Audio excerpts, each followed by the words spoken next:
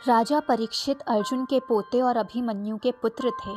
संसार सागर से पार करने वाली नौका स्वरूप भागवत का प्रचार इन्हीं के द्वारा हुआ।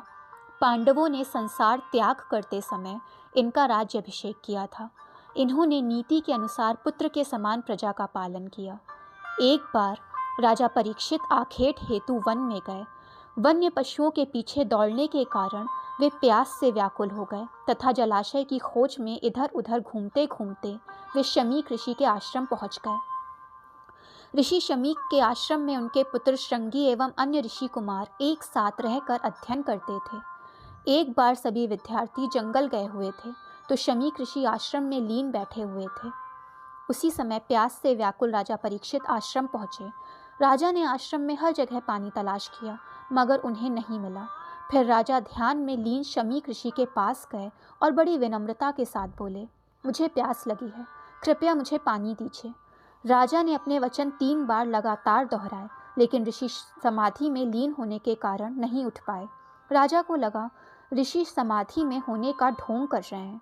इस बात पर राजा को गुस्सा आ गया और पास ही पड़े मरे हुए सांप को उठाकर ऋषि के गले में डाल दिया। आश्रम से जाते हुए राजा परीक्षित को एक ऋषि कुमार ने दूर से देख लिया। सभी ऋषि कुमार राजा के स्वागत के लिए उसी क्षण आश्रम में पहुंचे, लेकिन जब आश्रम में पहुंचे तो राजा आश्रम से जा चुके थे। साधना में लीन बैठे शमीक ऋषि के गले में सभी ने मरा हुआ सांप देखा। ये देखकर ऋषि के पुत्र श्रृंगी को क्रोध आ गया और उसने हाथ में जल लेकर राजा परीक्षित को श्राप देते हुए कहा कि मेरे पिताश्री का अपमान करने वाले राजा परीक्षित की मृत्यु आज से 7 दिन के बाद नागराज तक्षक के काटने से होगी। इस बीच अन्य ऋषि कुमारों ने शमीक ऋषि के गले से मरा हुआ सांप निकाला। तभी ऋषि की साधना भंग हो गई। जब ऋषि शमीक ने उनसे बात पूछी तो उन्हें सारी बात विस्तार से बता दी गई। उनकी बात सुन ऋषि शमीक बोले, एक साधारण से अपराध के लिए राजा परीक्षित को सर्पदंश की मृत्यु का श्राप देना उचित नहीं है, यह अशोभनीय है। इसलिए तुम ईश्वर की शरण में जाओ और अपने अपराध की क्षमा याचना करो। राजा परीक्षित को भी राजभवन पहुँचते पहुँचते अपनी गलती का एहसास हो गया।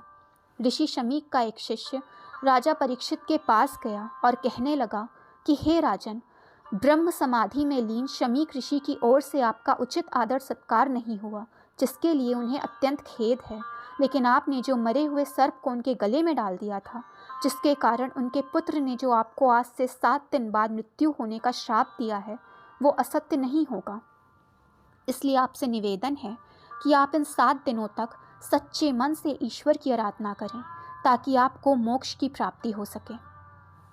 श्राप की बात सुनकर राजा परीक्षित व्यास पुत्र सुखदेव मुनि के पास गए, जहाँ राजा परीक्षित को सुखदेव जी ने 7 दिन तक लगातार भगवत कथा सुनाई।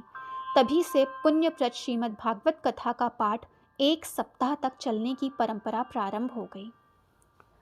दोस्तों, अगर वीडियो पसंद आई हो तो चैनल को लाइक, सब्सक्राइब एंड शेयर करें ताकि चैनल की सारी नोटिफिकेशंस आपको मिलती रहें।